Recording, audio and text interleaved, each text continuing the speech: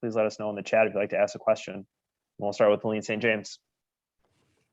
Hi, Mark. Have you had a chance to speak with Steve yet about your future and kind of where you stand? I haven't had a meeting with him yet, no. I think he talked to most of the guys that were leaving town right away. So I'm assuming I'll talk to him the next week, probably 2 weeks, something like that. He's sounded like at the trade deadline there was interest in retaining you, and you certainly sound like, I mean, you've been pretty clear that you like playing in Detroit. Is that fair?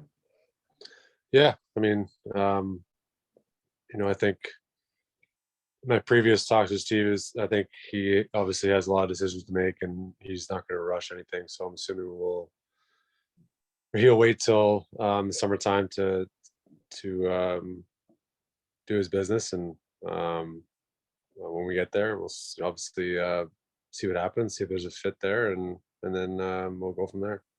What have you liked about the fit for you? I mean, I've just enjoyed playing the role that I've had, and being with this team and building towards getting back into the playoffs, and it's just a fun place to come to work. So, like I said, I've enjoyed competing with these guys and playing for the Red Wings, and it's been a fun couple of years. And just, I know you've been through coaching changes, but what kind of a effect can that have on a team? Just with Jeff being let go, and I guess first, what was your reaction to that? Yeah, I mean, obviously, unfortunate. You don't want to see anyone get fired, and I've enjoyed the last couple of years playing for him and Doug Huda, and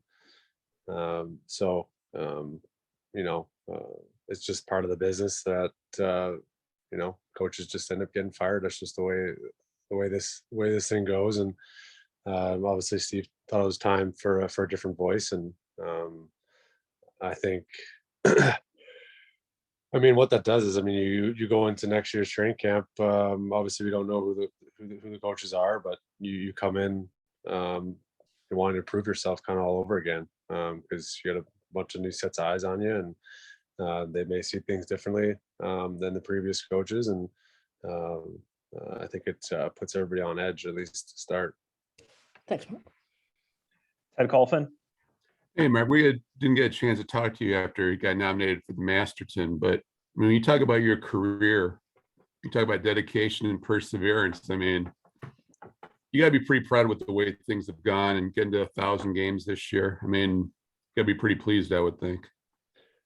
Yeah, well, thank you guys for that nomination. I mean, obviously it's very cool and humbling, and yes, I think like I said, when you guys asked me about playing 1,000 games, it's just the fact that I've been able to be in this league and play this game for as long as I have has been a blessing, and I've enjoyed every second of it, and I don't want to end. So I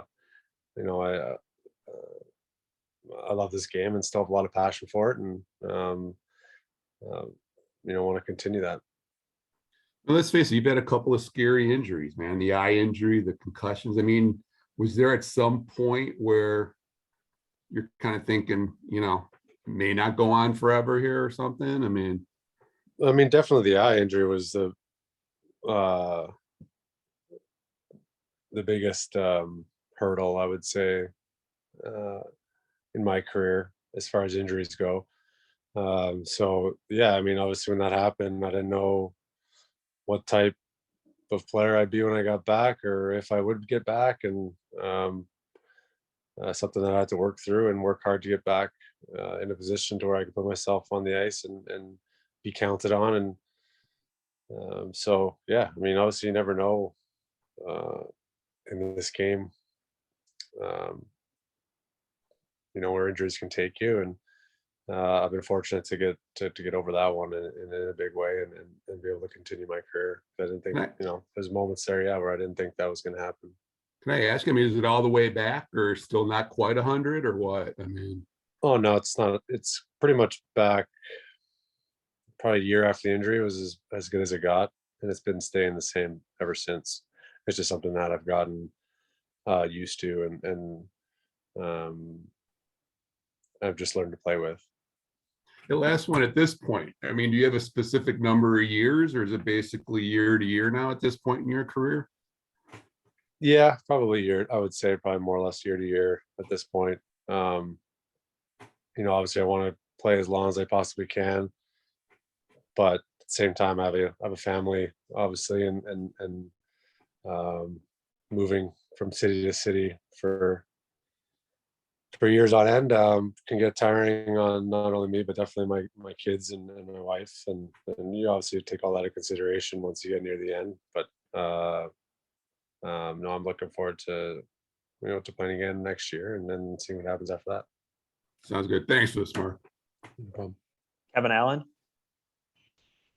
Yeah, Mark, you just addressed that you have a family, and when Steve Eisenman addressed the media, he talked about it might take him a while during the summer to sort out, his personnel. He wants to look at all of his options. Is that hard on you because you are older and have a family that you might have to, and I don't know, maybe he'll tell you differently, but that you might have to wait to the summer to kind of find out where you might fit on this team, or how do you view that? Yeah, I mean that's just part of it. I think we're settled in here where our kids are in school till June, and that's not going to change regardless of what happens. And then going into the summer, it's like anything. If I go to free agency, then I go to free agency, and we'll see what happens there. And if I'm back here in Detroit, then obviously we'd be happy with that. So yeah, I mean, obviously you would like more stability when you have family and kids, because there's a lot more planning involved in moving schools and homes and all that stuff goes along with it. So, but it's just the nature of the business.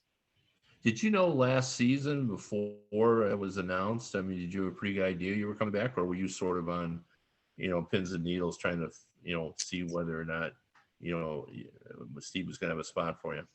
No, I didn't know for certain at all, really, up until probably a couple of days before free agency. So yeah, I mean, so I was kind of waiting to to go to free agency at that moment, and when you offered me the contract before that, decided to take it. And and then Lashwell always talked about your competitiveness, whether it be in the practice or the game. It was always the same. You always worked hard, and given the way you always played, I wondered if you had sort of an observation of not so much the defense, but the defensive play of the team, like where it went wrong. Was the team demoralized because you'd fallen out? Kind of what happened in that second half of the season? yeah, I think it was when we were kind of right in the mix there near near the All-Star break, and then we had a bit of a slide, and then right around the corner is the trade deadline, and you start trading away pieces, and I think we definitely had just a kind of a morale dip, like it is it's hard. I mean, a lot of these guys have been going through this for a few years now, and when we were as competitive as we were throughout the whole season, and kind of getting close, and then when you don't reach that goal, it's tough. And I think it showed in our consistency and how we were from game to game. After that point, just wasn't as consistent as we needed to be. Thank you, Mark. And Sarkhan. Yeah, Mark, just obviously goals against is one of the main issues that needs to get fixed next season. I know there was a few inflated a bit with a few blowout losses and a lot of empty net goals, but is that an area that can improve, do you think, significantly in 1 year? And what is it going to take? Oh yeah, definitely. I definitely think so. I think I mean, good defensive hockey is just it's everyone. It's not the D, it's the wingers, the center, it's everyone working together, and it's dedication. It's the hard work, and you have to be willing to sacrifice a bit of offense in order to play solid defensively, and that may look like more 2-1 games or 1-0 games or 3-2 type hockey. But you're going to give yourself a better chance to win on most of those nights if you're dialed in, playing the right way. So definitely think obviously there's room for improvement, and I think that'll happen. I think a lot of our young players have matured a lot over this year, and going into next year, understanding what it takes every night to be able to compete and to win. So I think these guys will take a step forward in the right direction next season. Just also, just wanted to ask about Sider. I mean, you were in his position a while back, just a rookie in the league. And then what do you think are going to be or are some of the bigger challenges for somebody like that in that position going into his second year after the league is a little bit more familiar with him? Yeah, for sure. I mean, he had an incredible year, and he's a very talented and gifted player. And I think, like you said, obviously, this league's a tough league, and guys, the more you play against someone, the more you learn about their tendencies, what they like to do, where they like to go. So he'll have to, to deal with that a bit more, and he's gonna have a lot more attention on him now from opposing teams and opposing forwards. And I think he has the mental makeup and the physical gifts to be able to deal with that in a pretty outstanding way. I'm sure. So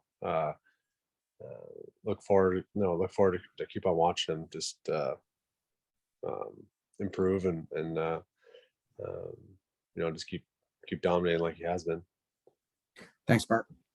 No problem. Last question, Max Boltman. Hey, Mark, just kind of a follow-up to Kevin's question. I'm curious, did the way that the season ended, like, does it change the way you look back on those first 3 months of the season where you guys did play pretty well most nights and were in it? Like, how does that color the way you view that stretch of hockey and what?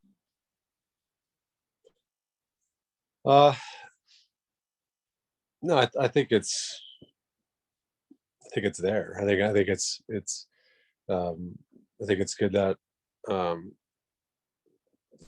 we had a pretty good string of hockey, and I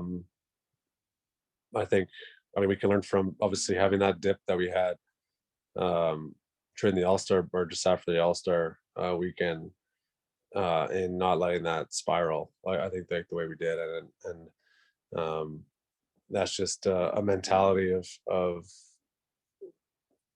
making sure that every game is massive, and it is when you're trying to make the playoffs. It's not easy. Look at all these teams that are in there. They got 100-point seasons, and in order to have 100-point seasons, you need to win a lot of hockey, and so I think just not letting our foot off the gas mentally from the start of the season right through the end will be a big challenge, but I think one everyone is excited for.